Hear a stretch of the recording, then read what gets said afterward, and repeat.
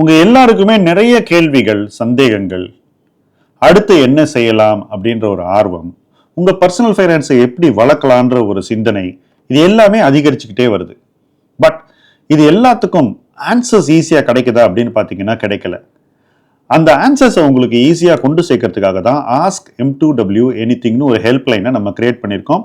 அதற்கான ஃபார்ம் இந்த வீடியோனுடைய லிங்க்லேயே இருக்கு. இந்த ஃபார்மை நீங்கள் ஃபில் பண்ணீங்கன்னா ஆட்டோமேட்டிக்காக உங்களால் நேரடியாக உங்களுடைய கேள்விகளை எங்கள்கிட்ட கேட்க முடியும். உங்களுடைய பர்சனல் ஃபைனான்ஸ் சார்ந்த சந்தேகங்களை நீங்கள் தீர்த்து கொள்ள முடியும். அது மட்டும் இல்லை, அடுத்தது என்ன செய்யலாம், யார்கிட்ட எப்படி ஆலோசனை வாங்கலாம், ஆலோசனை பெற்று எப்படி வளரலாம்ன்ற அந்த ஒரு தேடல்லையே நீங்க ஈடுபட முடியும். இது எல்லாமே உங்க முன்னாடி இருக்கக்கூடிய சாய்ஸ். இந்த சாய்ஸஸ் நீங்க சரியா செய்யணும்னா ஃபர்ஸ்ட் நீங்க இந்த ஃபார்மை ஃபில்அப் பண்ணிட்டு ஆஸ்க் M2W எனிதிங் ஹெல்ப்லைன்ல பார்ட்டிசிபேட் பண்ணணும், அதுல ஜாயின் பண்ணணும். வாங்க இணைந்து பயணிப்போம்.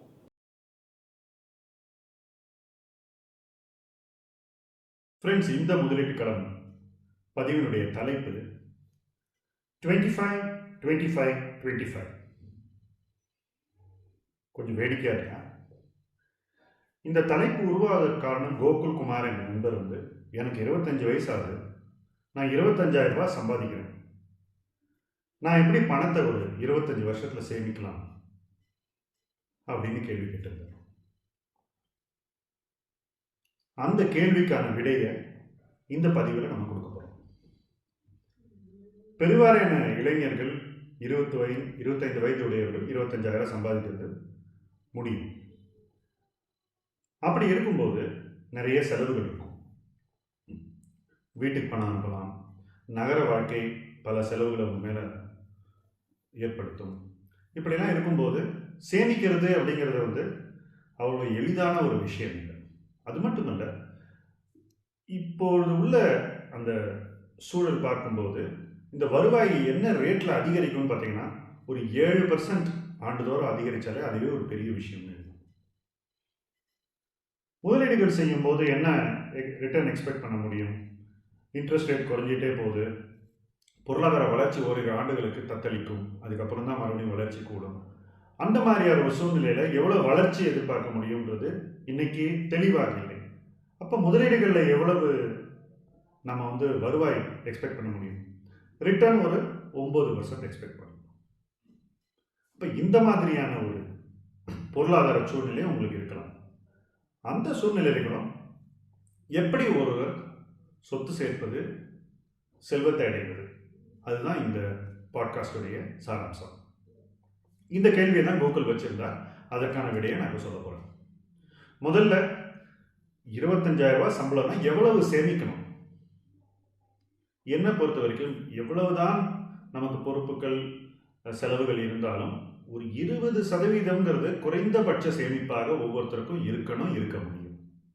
அதுக்கேற்றபடி நம்ம வாழ்க்கையை அமைச்சுக்கணும், செலவுகளை அமைச்சுக்கணும்.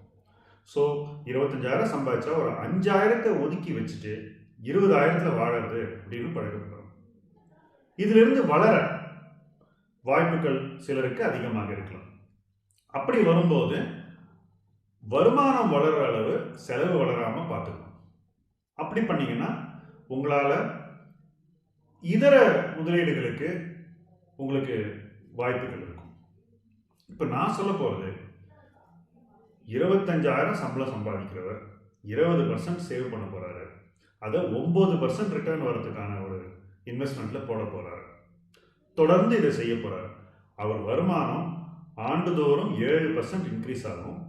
இன்க்ரீஸ் ஆன வருமானத்திலே அவர் 20% தொடர்ந்து சேமிக்கணும். இது ஒரு பழக்கம் ஆயிடும், ஒரு கல்ச்சர் ஆயிடும்.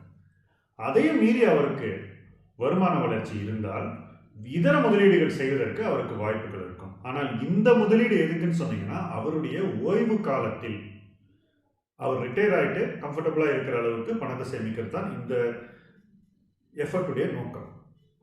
இந்த சேமிப்பு ஒரு ரிட்டையர்மெண்ட் கார்பஸ் பில் பண்றதுக்கான ஒரு கருவி. அப்படித்தான் நீங்க பார்க்கணும். இது செய்யறது சுலபம் தான் என்ன பொறுத்த முடியும், இல்லையா? 20% நம்மளுக்கு இல்லைன்னு சொல்லி ஒதுக்கி வச்சுட்டு இதர பணத்துல வாழணும். அந்த பணத்தை செய்யக்கூடிய முதலீடுகள் ரிஸ்க் அதிகம் இல்லாத அளவு மாடரேட்டா, டிசிப்ளின்டா இன்வெஸ்ட் பண்ணணும். அவசர தேவைகளுக்கு இந்த பணத்தை தொடவே கூடாது. இந்த பணம் ஓய்வு காலத்துக்கானது, இது நம்மளது இல்லை அப்படின்ற ஒரு மனநிலையில இந்த பணத்தை தொடர்ந்து வளர விடணும்.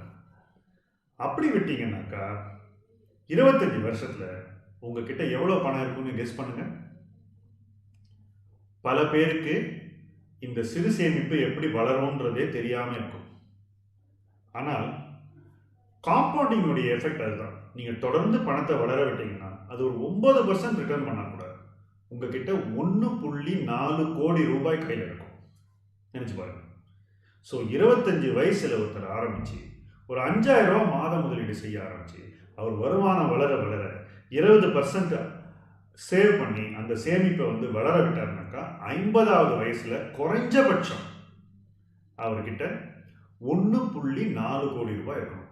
ஒரு கோடீஸ்வரன் ஆகிறதுக்கான ஒரு வாய்ப்பு தான் இது. இதை எத்தனை பேர் செஞ்சிருக்காங்கன்னு பார்த்தீங்கன்னா ரொம்ப குறைவா இருக்கு. என்ன காரணம்னா நம்ம வருமானம் வந்த உடனே ஏற்படுத்தி கொள்ளும் பண பழக்க வழக்கங்கள் அவ்வளவு கிளீனாக இருக்காது. நமக்கு அவசியம் இல்லாத பல விஷயங்களில் நம்ம பணத்தை செலவு பண்ணோம்.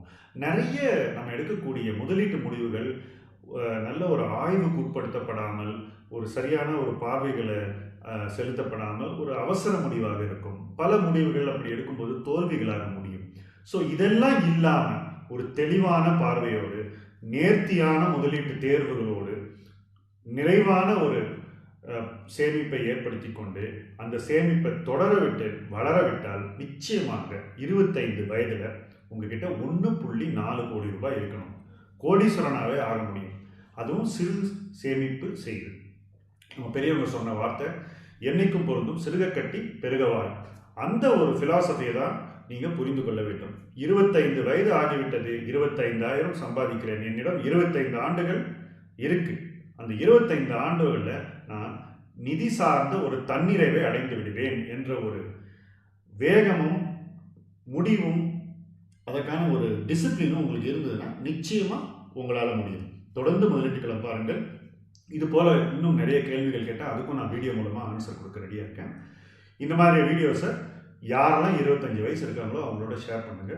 நிச்சயமா அது அவங்களுக்கு ஒரு நம்பிக்கையையும் ஒரு டைரக்ஷனையும் கொடுக்குன்றதுல மாற்று கருத்தே இருக்க முடியாது. நன்றி, வணக்கம்.